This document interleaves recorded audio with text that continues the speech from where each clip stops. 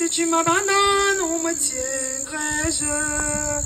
Jésus, Jésus, Jésus, Jésus, je t'appartiens. Oh. Si tu m'abandonnes, où j'irai? Si tu m'abandonnes, où me tiendrai-je? Jésus, Jésus, Jésus, Jésus, je t'appartiens. Oh. Je t'appartiens. Oh. Je t'appartiens. Oh. Jusqu'à ce que tu reviennes. Jésus, je t'appartiens. Oh. Je t'appartiens. Oh. Je t'appartiens. Oh. Jusqu'à ce que tu reviennes. Seigneur, je t'appartiens. Oh. Alléluia. Amen. Mon témoignage est long, mais je serai bref. Moi qui suis devant vous, j'ai été gravement malade. C'est parce que je veux fortifier la foi de quelqu'un ce soir. Surtout ceux-là qui ne marchent pas, qui ont les problèmes pour marcher, les pieds. J'ai eu une maladie qu'on n'a pas diagnostiqué son nom. J'avais le mal des pieds, mes pieds ont pourri. Donc j'étais pourri de la plante des pieds jusqu'au sommet de ma tête. Je me suis mariée. 10 jours après mon mariage, je suis tombée malade. Donc c'est une maladie-là. Donc ce qui fait que je n'ai même pas consommé mon mariage. J'ai fait 3 ans de maladie, clouée sur mon lit. On m'a amené chez les marabouts. Comme j'étais dans le Seigneur, mais mon mari était contre, il m'a amené chez les marabouts. Mais je disais toujours à Dieu que Seigneur, je n'ai pas de parole, mais toi-même tu sais que ce n'est pas mon milieu. Je voudrais un témoignage, un bon témoignage, je ne veux pas un témoignage falsifié. Il m'a amené chez le marabout. Une semaine après, le marabout vient, il se présente devant moi, il me dit que la mère, je ne peux plus te soigner parce que je suis attaquée. Si je te soigne, je vais mourir. Je ne peux pas perdre ma vie pour toi. J'ai seulement dit gloire à Dieu. C'est l'œuvre du Seigneur. Il me prend encore. Je dis qu'on faisait bouillir l'eau. On fait bouillir l'eau. On versait ça sur moi. Je quitte de là, on m'amène encore chez un prêtre orthodoxe. On m'amène là-bas, on versait un sac de sel autour de moi. On prend l'alcool, ceux qui connaissent l'alcool que le service chrétien utilise. On prend 5 litres d'alcool, on verse sur le sein. Donc on fait un cercle, je suis au milieu. Il allume, quand il allume, je suis dans le feu. Je commence seulement à crier, Seigneur, Seigneur, Seigneur, tu sais que ce n'est pas mon milieu, Seigneur, Seigneur, Seigneur. 3 jours après, c'est comme ça qu'il donne l'argent. 3 jours après, le monsieur dit que non, je ne peux pas te soigner, ce n'est pas mon niveau. Ton esprit est loin. Donc je ne peux pas ramener ton esprit. On quitte de là, il me laisse à la maison. Je perds ma vue, je ne marche pas. Mais je priais toujours mon Dieu, comme Daniel. Lorsqu'il était dans la fosse des lions, il a prié son Dieu. Son Dieu a fermé la gueule des lions. Maintenant, j'étais déjà abandonné à la maison, ce qui fait en sorte qu'il était même déjà découragé, ou il était déçu, ou il était découragé, ou il était sorcier. Je ne peux pas, je ne connais pas. J'étais déjà abandonné à la maison, je priais toujours mon Dieu. C'est là où ma famille s'amène. Et il disait que personne ne me touche, je suis son épouse, qu'on ne m'amène nulle part. C'est là où il y a eu des problèmes. Ma famille m'a porté, on m'a amené chez nous. Toujours là-bas, on me propose les marabouts.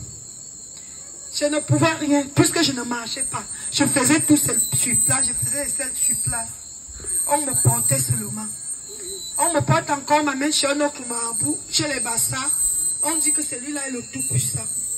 Et effectivement, On amenait les gens devant moi qui étaient même plus pires que moi. Les gens là retrouvaient la guérison. Mais je disais à Dieu que je ne veux pas un témoignage fabriqué. Dès que le père a commencé à me traiter,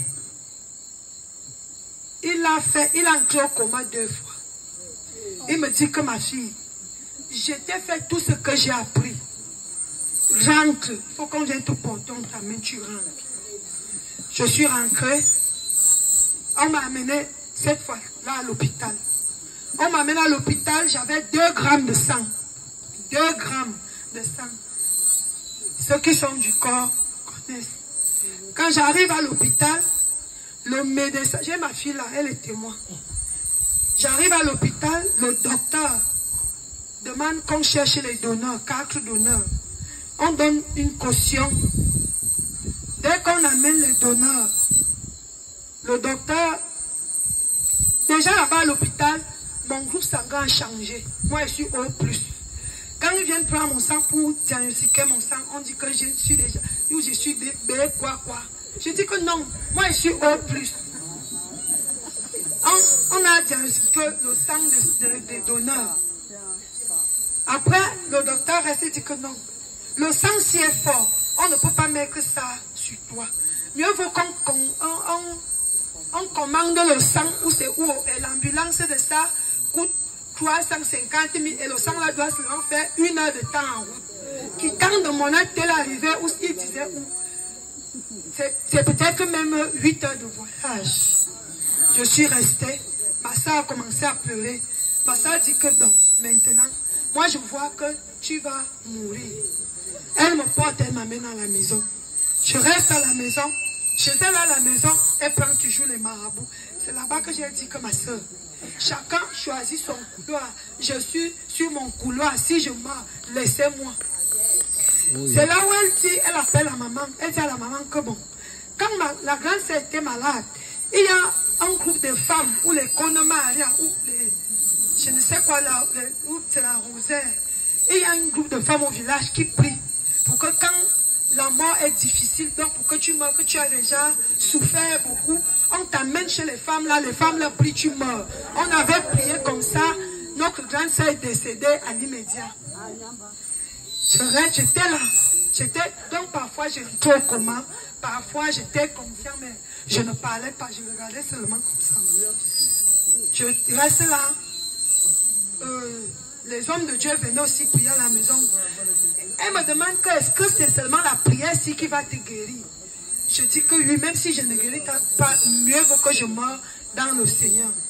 Jusqu'à ce que j'étais même déjà abandonné, on m'isolait même déjà, que tes choses de Jésus là, que ton Jésus te sauve. Jusqu'à ce qu'elle voulait même déjà me porter et m'amener au village. C'est une soeur qui est venue. Donc, elle a exhorté que non, il faut vraiment la laisser là. Parce qu'elle disait qu'elle était là traumatisée. Mes frères, mes soeurs, je ne marchais pas. 3 ans cloués. J'ai abandonné mon foyer, abandonné. Donc j'ai tout perdu. J'étais là. Mais, comme j'ai dit au Seigneur Jésus qu'il faut que mon témoignage soit authentique. Jusqu'à ce que j'ai même rendu là.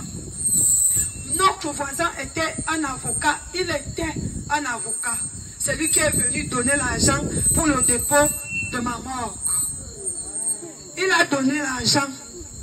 Au moment qu'on attendait la voiture, que la voiture arrive, donc le chauffeur a tardé. Je me suis réveillée. 2 mois après, mon voisin là a eu une maladie de 2 jours. Il est décédé. Donc, je voulais fortifier quelqu'un ce soir parce que je ne peux pas tout raconter. L'histoire là est longue. Je voulais fortifier quelqu'un ce soir. Que si tu es ici, si tu as accepté le Seigneur Jésus, vraiment il faut l'accepter en esprit et en vérité. Amen. Parce que maintenant j'ai une joie parfaite. Amen. Parce que dans ma maladie, mon mari m'a abandonné. Quand je retrouve ma guérison pour rentrer même dans mon foyer, je trouve que mon mari a vendu notre concession. Il est porté disparu jusqu'à aujourd'hui. Mais dans le Seigneur, j'ai une famille, j'ai le père, j'ai les frères. J'ai une joie parfaite. Amen.